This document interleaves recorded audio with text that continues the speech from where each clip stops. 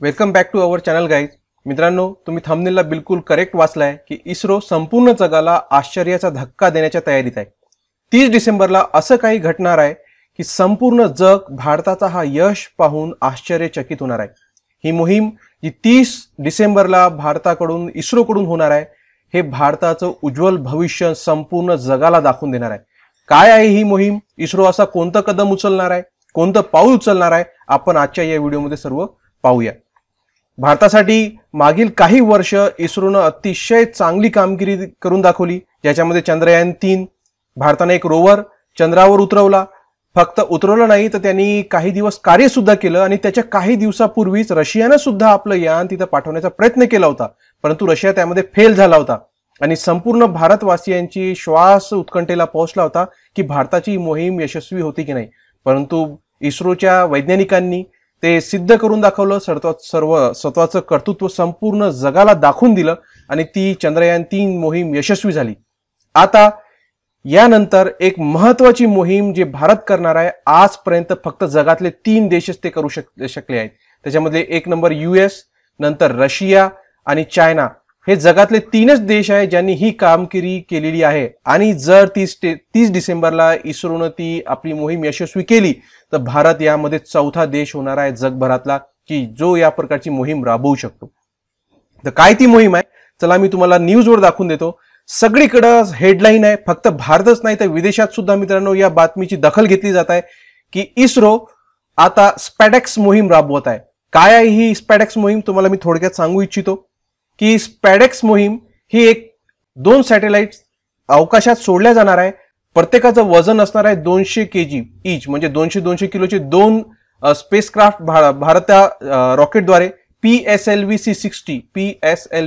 C60 द्वारे हे 2 आणि डॉकिंग सिस्टीमद्वारे, डॉकिंग टेक्नॉलॉजी एक असते ज्याच्यामध्ये तुम्ही जर ISSचं कामगिरी पाहिली असेल की जेव्हा पृथ्वीवरून कोणताही वैज्ञानिक इस्रोद्वारे तर तिथपर्यंत कोणी गेले नाहीये, परंतु नासाद्वारे किंवा टेस्लाची जे इलॉन मस्क यांची जी स्पेस एजन्सी आहे त्याच्याद्वारे जे जेव्हा ISS वर अंतराळवीरांना पाठवतात तर त्यांचं जे यान आहे त्या इंटरनॅशनल स्पेस स्टेशनला जाऊन डॉक होतो, म्हणजे त्याला अटॅच होतो.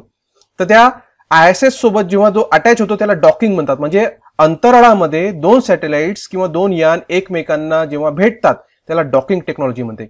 आणि भविष्यात भारत जेव्हा चंद्रयान ही मोहीम राबवणार आहे तर चंद्रयान-4, चंद्रयान-3 तर आपण यशस्वी करून दाखवलं, पण चंद्रयान-4 साठी डॉकिंग सिस्टीम, डॉकिंग टेक्नॉलॉजी भारताजवळ असणं फार गरजेचं आहे. त्याचीच आता चाचणी एका प्रकारे भारत करणार आहे आणि जर ही चाचणी यशस्वी झाली तर या प्रकारची डॉकिंग टेक्नॉलॉजी असणारा भारत हा चौथा देश जगभरात राहणार आहे. तर याच्यामध्ये 200 किलो वजनाचे 2 सॅटेलाइट्स या PSLV C60 द्वारे अंतराळात सोडण्यात येणार आहे. आणि पूर्ण या मिशनची जी किंमत आहे ना मित्रांनो, जवळपास 124.47 करोड, म्हणजे जवळपास 125 कोटी रुपये या पूर्ण मोहिमेसाठी खर्च लागणार आहे. आता मी तुम्हाला इथं थोडं अजून डीपमध्ये जाऊन तुम्हाला इथं सांगू इच्छितो की डॉकिंग सिस्टीम काय का गरजेचं आहे की भारताला भविष्यामध्ये स्वतःचं स्पेस स्टेशन तयार करायचं असेल.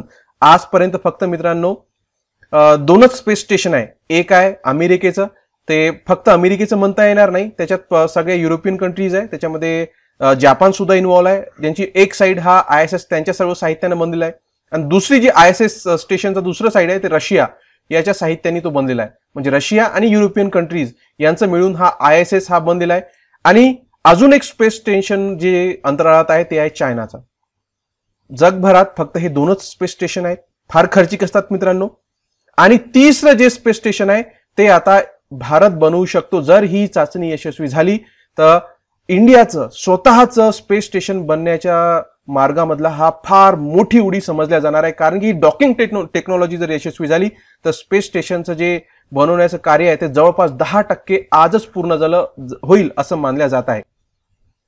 आणि तुम्हाला माहित आहे की जगभरात मानवानं बऱ्याचशा काही गोष्टी बनवल्या आहेत, परंतु तुम्हाला हे माहित आहे का की जगभरात मानवानं बनवलेली सगळ्यात मौल्यवान किंवा सगळ्यात महाग मॅनमेड वस्तू कोणती आहे तर ती आहे ISS, इंटरनॅशनल स्पेस स्टेशन, जी आहे की आजपर्यंत मानवानं बनवलेली सगळ्यात महाग वस्तू समजली जाते. आणि त्याच्यासाठी खर्च किती आला होता तर नियर अबाउट $100 बिलियन एवढा खर्च याच्यासाठी लागला होता, आणि जी आजपर्यंत सगळ्यात महाग अशी वस्तू ही मानली जात आहे.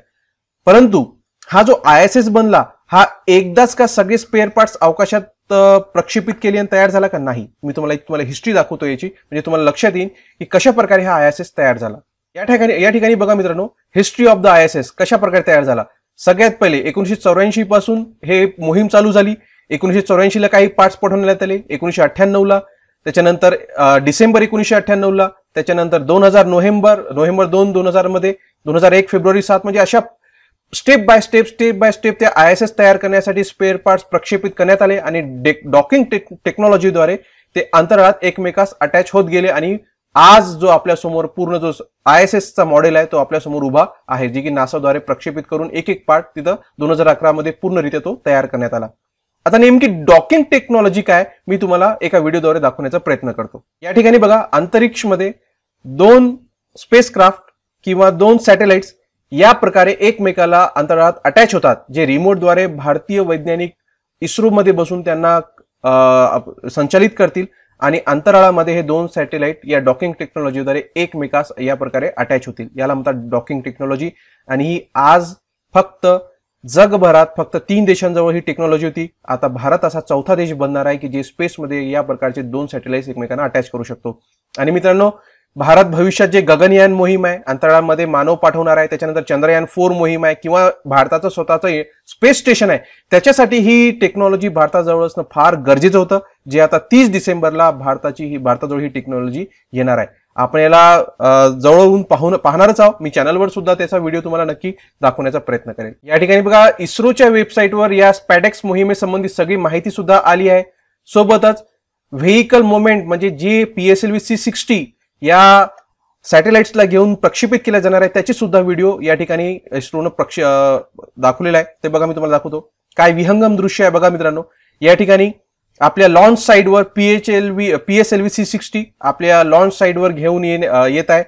तो आपल्या साईडवर पोहोचला सुद्धा आहे. बघा या ठिकाणी मित्रांनो, बघा हे तुम्हाला दिसत आहे, हा PSLV C60 रॉकेट जे त्याला घेऊन येत आहेत एक मशीनद्वारे आणि आपल्या लॉन्च साईडवर आणून त्याला उभं सुद्धा करण्यात आलेलं आहे. म्हणजे संपूर्ण तयारी या प्रक्षेपित करण्यासाठी इस्रोकडून झालेली आहे आणि 30 डिसेंबरला 9 वाजता हा प्रक्षेपित केला जाणार आहे. या ठिकाणी बघा, या PSLV C60 मध्ये हे 2 पेलोड्स असणार आहे. मी तुम्हाला जे सांगितलं की 2 सॅटेलाइट्स त्याच्यात प्रक्षेपित होणार आणि या डॉकिंग टेक्नॉलॉजीद्वारे स्पेसमध्ये हे एकमेकाला अटॅच करण्याचा प्रयत्न करण्यात येणार आहे. इस्रोच्या PSLV C60 द्वारे हा मिशन कंप्लीट होणार आहे. आपण आपल्याकडून इस्रोला शुभेच्छा देऊया आणि प्रार्थना करूया की ही जी मोहीम आहे ही यशस्वी हो, जेणेकरून भारताचा भविष्यामध्ये अंतरिक्षमध्ये दबदबा कायम होईल आणि भारताचा स्वतःचा एक स्पेस स्टेशन सुद्धा प्रस्थापित केला जाईल. तर मित्रांनो, व्हिडिओ कसा वाटला नक्कीच सांगा आणि खाली कमेंट बॉक्समध्ये इस्रोला शुभेच्छा द्यायला विसरू नका. सगळ्यांनी जय हिंद किंवा इस्रोला ऑल द बेस्ट या प्रकारच्या शुभेच्छा तुम्ही कमेंट बॉक्समध्ये देऊ शकता. आजच्या व्हिडिओसाठी इतकंच मित्रांनो. व्हिडिओ अजून आपल्या चॅनलला सबस्क्राईब केलं नसेल तर सबस्क्राईब सुद्धा करून घ्या.